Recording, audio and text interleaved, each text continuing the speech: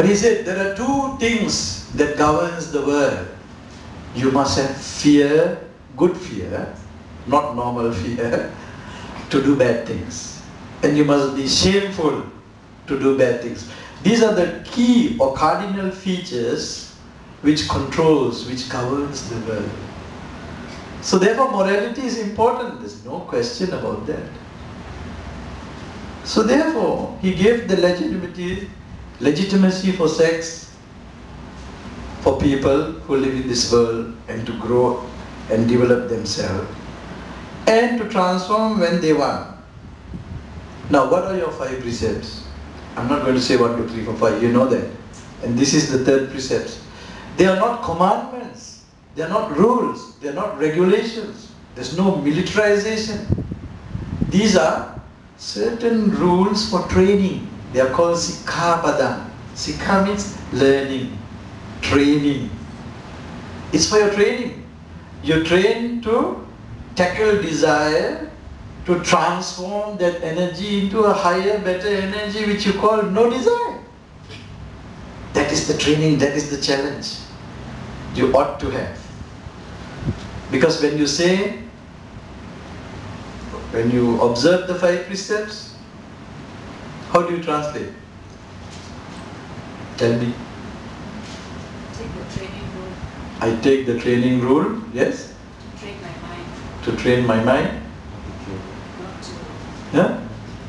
Not to kill. Abstain. To abstain from killing, not the mind, isn't it? But there you miss one point, that's why I asked you.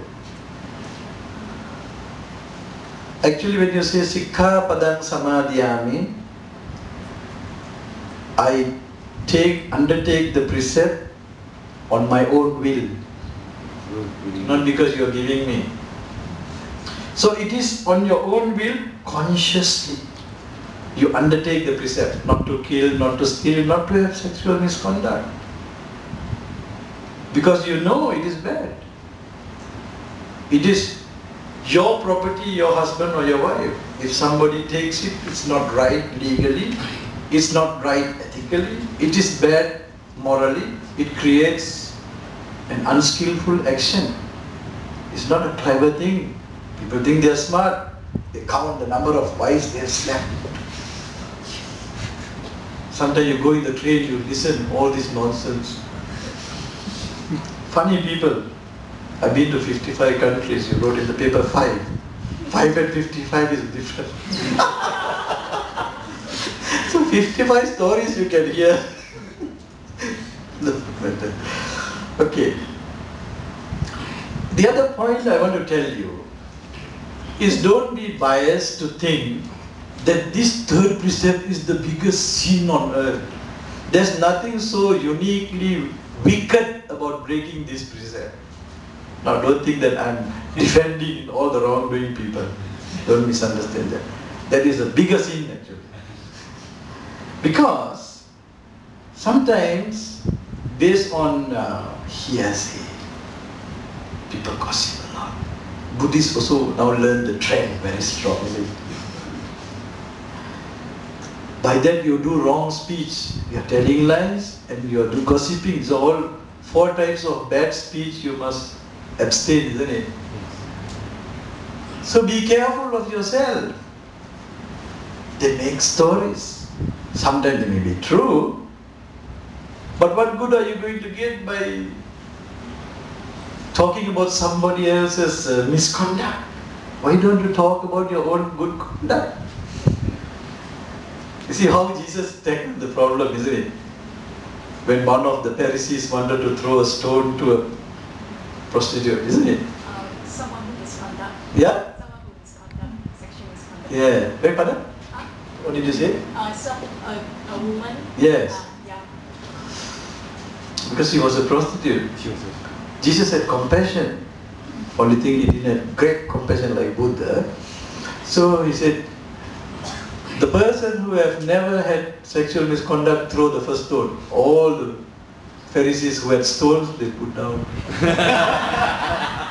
You see, sometimes certain things you don't find in Buddhism. Listen to Jesus, not the Christians. Because they're wonderful things. So therefore, we need to see very clearly rather than making allegations to people.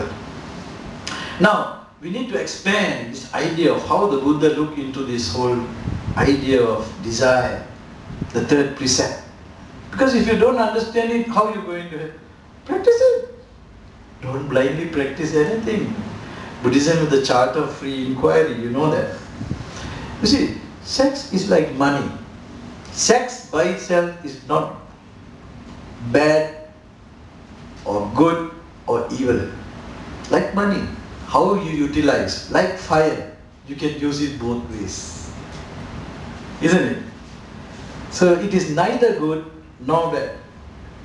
It is just a force that works in us, and we need to be skillful, do skillful actions, kusala kamma, merits you say, very practically in this world, here and now, realizing and understanding. But the problem is not the idea or the very phenomena of sex. The problem is the attachment to sensual desires. Like what the Buddha say about the 5 aggregates, the mind and body, isn't it? What are the 5 aggregates? Yes? Rupa, Vedana, Sanya, Sankhara, Vijnana. At least learn the Pali if you don't understand English. When you sang when the Christians sang in Latin in those days, they didn't understand. The world was better. Sometimes when you know too much, it's not good. Ignorance is bliss. So, if you can experience pleasure without attachment, you are a great person. This is a very tricky point. So in some cases, when there were problems in the monkhood or nunhood, then the Buddha asked, how was the situation at that time? Then the monk said, he had no feelings as such. He said, then you are safe. But if you had, then you are in a problem. Then you are defeated. There's a wrong offense.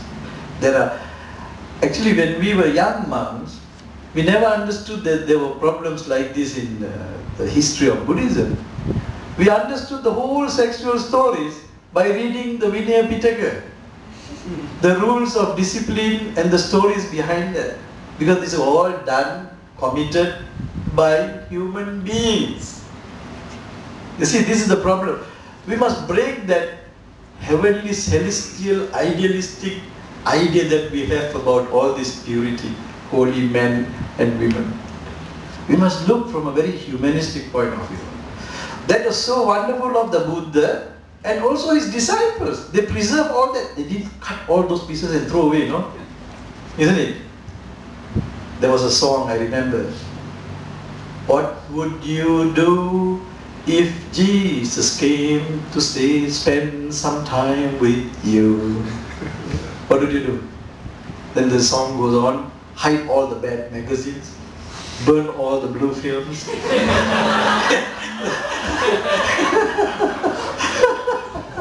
But here the Buddha kept this literature. The monks, the arahants, they preserved. They said, number 1, we must preserve these books. Number 2, only the sutra. First, the Vinaya. He said, the Vinaya is the longevity of Buddhism. And in all that you find these sex stories. You read, you'll be surprised. I think no other religion has so many sex stories like in Buddhist Vinaya. We were surprised. Are there things like this on earth? When we start reading, I was about 16, 17, novice. You know, I joined the monkhood when I was only 12. So I learned my first lesson of sex from Buddhist Vinaya. And It's part of the 227. it's cool. Not really hot. Because the Buddha is a realistic person. He has the humane qualities. He understood the compassion. He understood not only those who are enlightened, those who are